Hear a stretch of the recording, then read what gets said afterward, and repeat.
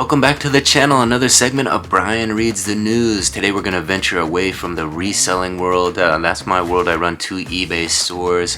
I'm a full-time reseller. I clean out storage units. I find deals at thrift shops. I flip those for big cash. But what we're going to look in today was something a little bit different. I was browsing about some of these famous characters on the Storage Wars show on A&E, and I came across this article. It came out of the website looper.com. They have the most devastating final words actors said to their co-stars. The most devastating words they said to their co-stars. Here it is. Of course, they start with Paul Walker. These are the final words that they say to their co-stars. Of course, Paul Walker suffered that tragic death. And let's see what he had to say. Let's get into this article. It says here, the death of someone close is one of the most difficult things people can face in their lives. Anyone who has lost a friend and a family member knows that those final moments together are often some of the most cherished and can provide not just closure but also memories that last years and years. Occasionally, the last words of a loved one are haunting, touching, or even profound. Though celebrities are frequently treated like they are larger than life, the reality of our mortality is no easier on them than any of us. Many actors and actresses have tragically passed well before their time.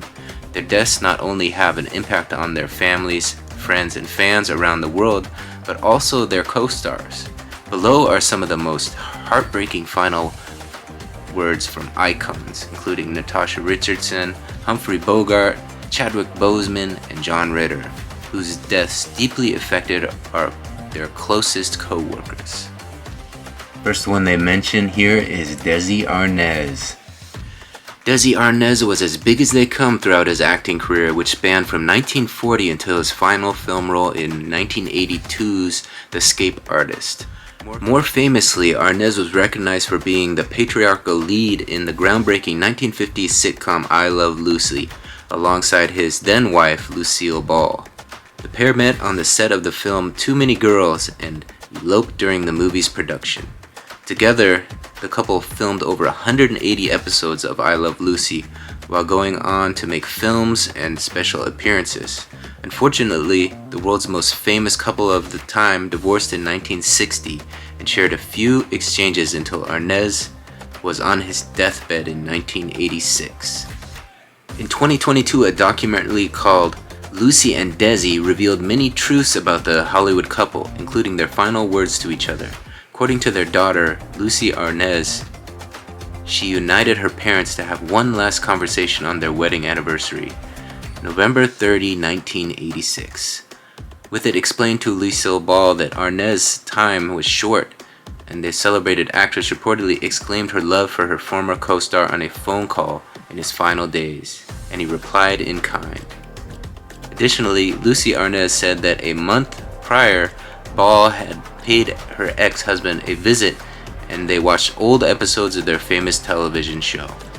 He died on December 2nd, 1986.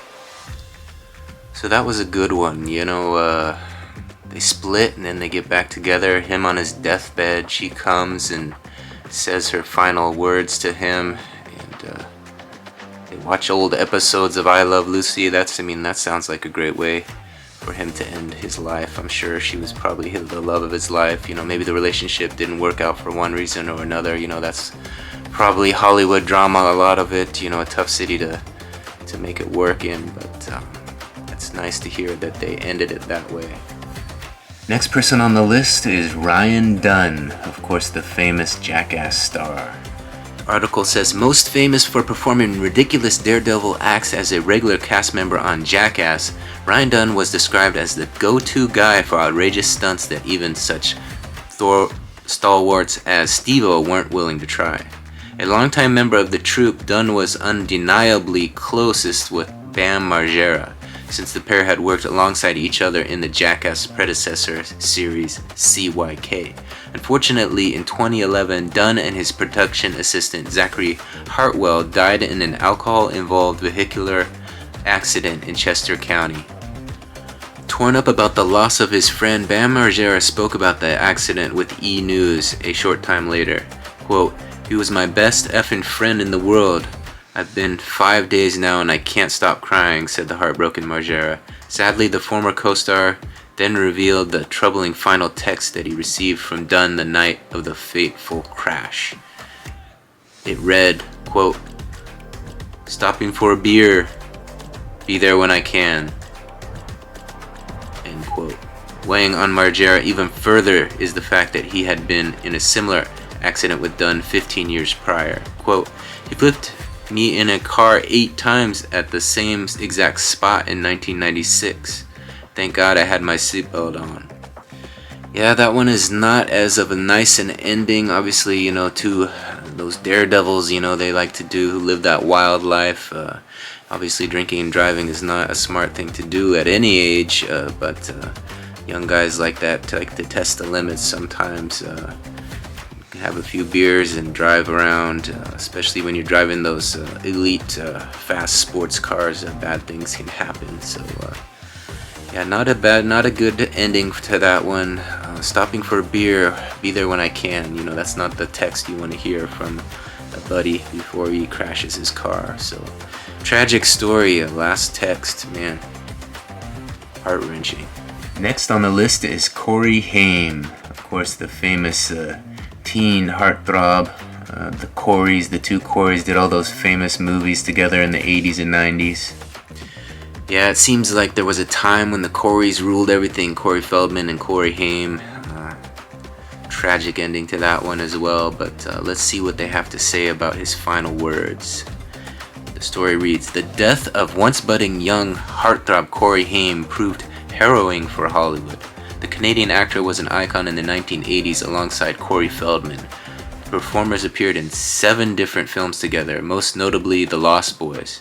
Unfortunately, Haim struggled with the trauma and sexual assault that he'd been subjected to as a young actor. Amid a downward turn in his career and financial struggles, addiction issues ended with Haim's demise in 2010. Although Corey Feldman and Haim's relationship was reportedly strained in the actor's final years, they had reconciled and were preparing to film new projects together, per Larry King Live. However, the most heartbreaking news to come out following Haim's passing was a promise that Feldman had made to his longtime co-star and best friend. Quote, "Corey asked me to make sure that if he died before me that his story was told," said Feldman to E! News about exposing the sexual assault the actors faced as teenagers in Hollywood. Quote, "I am doing exactly that. The only thing left is he wants people to know who the assailant was. And I hope to God that one day that story can be told too." Since Haim's death, Feldman has been fulfilling his oath, releasing a documentary about their childhood and appearing in multiple news outlets. Yeah, that Corey Haim, Corey Feldman drama is a tough one. Hollywood will chew you up and spit you out, right? There's a lot of dirty business going on in that city, and gets the best of them. Obviously, when you suffer that kind of trauma as a child, carries over into adulthood, and a lot of times people escape to alcohol and drug abuse. I think that was the case with Corey Haim. Some people never come back from that, so it's interesting to see Feldman trying to put that information out to the public. Not sure how successful he will be with that.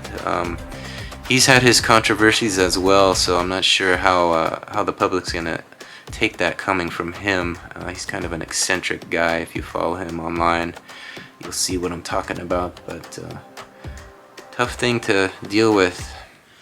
So I think we're gonna stop the video here. We got 3 into this. We might revisit this video in the future, but I want to call it an end to it today. If you haven't yet, please consider subscribing to my channel. If you like these types of stories, I do a segment called Brian Reads the News. You can come back and watch some more. Like I said, I might continue this article and look into some more of these final words of these actors. It's kind of interesting to see where they were and what they said when it all went down and their lives were ended. So I don't particularly enjoy reading too many of these, but to get in a few of them is alright. But we're gonna return to regularly scheduled content tomorrow. I have a big day in the life vlog. If you guys want to follow that, I do a reseller vlog. So please consider subscribing. Come back, watch a few videos, see what I'm up to, and hopefully we'll see you on the next one. Bye.